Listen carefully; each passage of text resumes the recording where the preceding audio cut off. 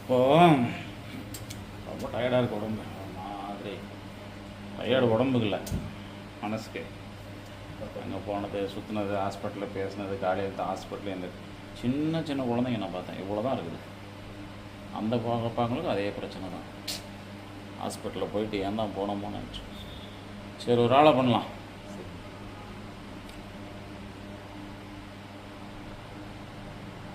பதினஞ்சு வயசுக்கு கீழே இருக்கிற எல்லா குழந்தைங்களுக்கும் இலவசமாக சர்வரோக நிவாரணி கொடுக்கலாம். தாய் 15 வயசுக்கு கீழே இருக்கிற எல்லா குழந்தைங்களுக்கும் சர்வரோக நிவாரணி, ரோகங்களை போக்கக்கூடிய நிவாரணி தாயத்து. நம்மளுக்கு எவ்வளோ ஒரு செலவு செய்கிறதுக்கு, தாயத்து செய்கிறதுக்கு நம்மளுக்கு எவ்வளோ செலவாகும் மொத்தமாக? படையல் செலவு தான் நம்மளுக்கு. அதான் படையல் தகடு 20 ரூபான்னா கூட 4 பிரித்தா கூட அது ஒரு 5 ரூபா தான் தகடு. மை தான் அதிகமாகுது. மை தான் ரொம்ப அதிகமாகுது.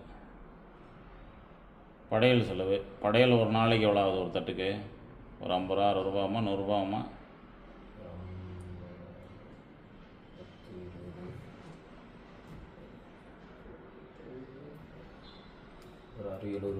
70 ரூபா வச்சுக்கோ.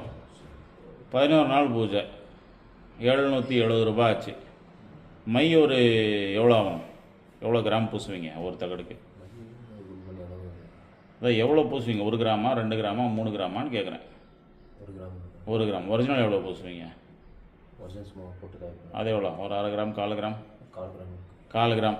1/4 கிராம்னா கூட அஷ்டகர்ம பொருள் 8 சேர்த்து 1 கிராம் எவ்வளோ ஆகுது?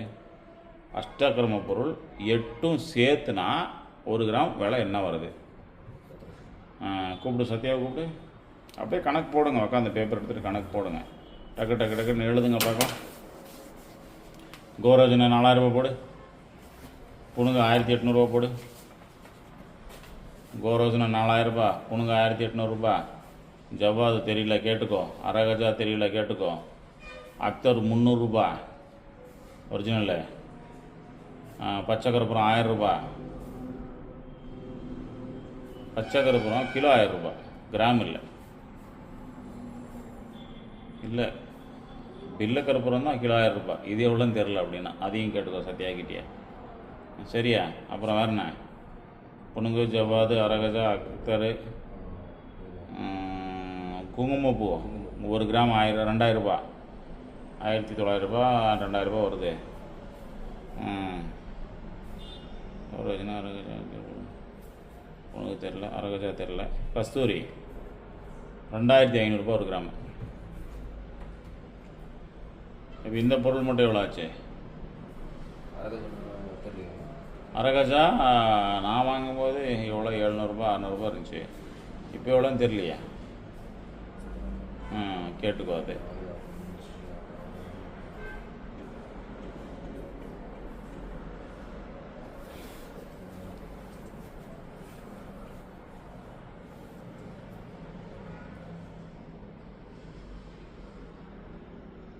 ₹10,000 வருதா? எல்லாம் சேர்ந்தா மிச்சமாக வருதா, கம்மியாக வருதா? ₹10,000 வருதா?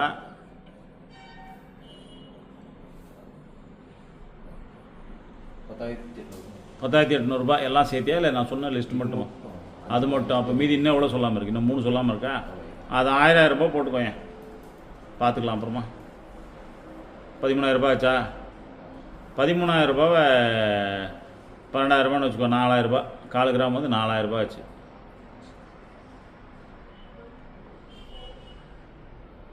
சரி, எப்படியும் ஒரு தாயத்துக்கு ஒரு 2,000 ரூபா 3,000 ரூபா செலவான்னு நினைக்கிறேன். 1,800 ரூபா தான் நம்ம இங்கே கொடுக்குறோமே. 1,800 ரூபா தான் நம்ம கொடுக்குறோமே. அவ்வளோதான் செலவாகுது இல்லையா? சரி, அதை வந்து இனி இலவசமாக பண்ணணும். அதுக்கான பணம் வேணும். இலவசமாக பண்ணணுன்னா சும்மா பண்ணிட முடியாது. நம்ம கையிலேருந்து போட்டு பண்ணுற அளவுக்கு கோடி கோடியாக இங்கே ஒன்றும் கொட்டலை. அதனால் வந்து பணத்துக்கான ஏற்பாடுகளும் ஒரு சைடு பண்ணுங்க, இலவசமாகவும் கொடுங்க. 15 வயசு இருக்கிற கீழே இருக்கிற குழந்தைங்க என்ன வியாதியாக இருந்தாலும் சரி, அதுக்கு வந்து சர்வ ரோக நிவாரணி ரெடி பண்ணி கொடுங்க. இனி ஜோதி படத்தில் கிடைக்கும் இலவசமாக. அது யார் என்ன பாஸ்வாலிட்டிஸ் எல்லாம் பார்க்காதீங்க. நம்ம எதிரியாக இருந்தால் கூட அவனுக்கு குழந்தையாக தான் நம்மளுக்கு குழந்தை தான். கரெக்டா?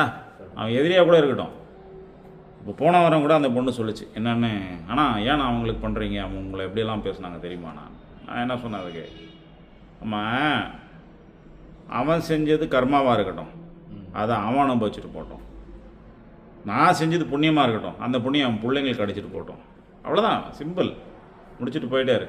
சரி, இனி ஜோதி படத்தில் 15 வயசுக்கு இருக்கிற கீழே இருக்கிற குழந்தைங்களுக்கு ₹1 கூட வாங்காமல் அவங்க மனசுக்கு வந்ததை வச்சுட்டு போகலாம். வெறும் கையில் வாங்கக்கூடாது. ₹1 ₹2 ₹10 ஏதோ ஒன்று வச்சுட்டு போகணும். தட்டில் இடம் வேணால் வைக்கிட்டோம், எல்லாம் வைக்காமல் கூட போடாது, அவங்க இஷ்டம்.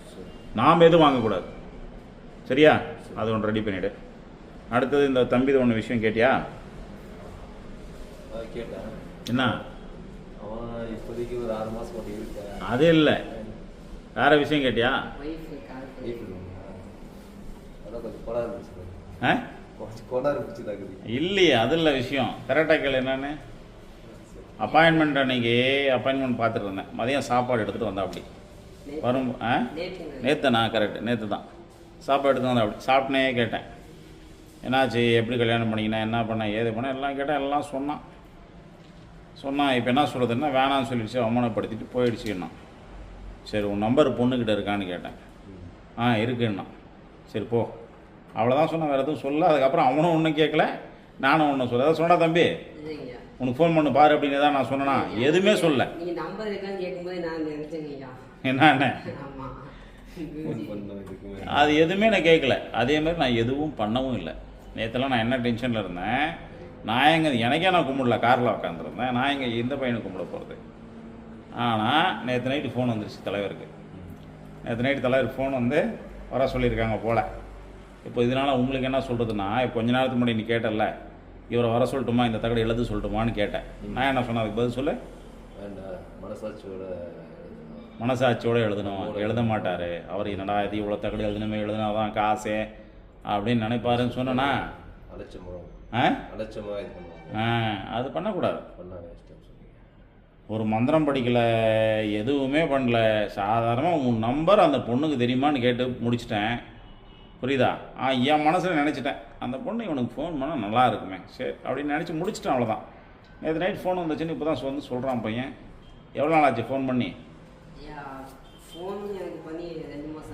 2 மாதம் ஆயிடுச்சு. விட்டு போய் 2 மாதம் ஆயிடுச்சு. 2 மாதமாக விட்டு போயிருந்தது வரல.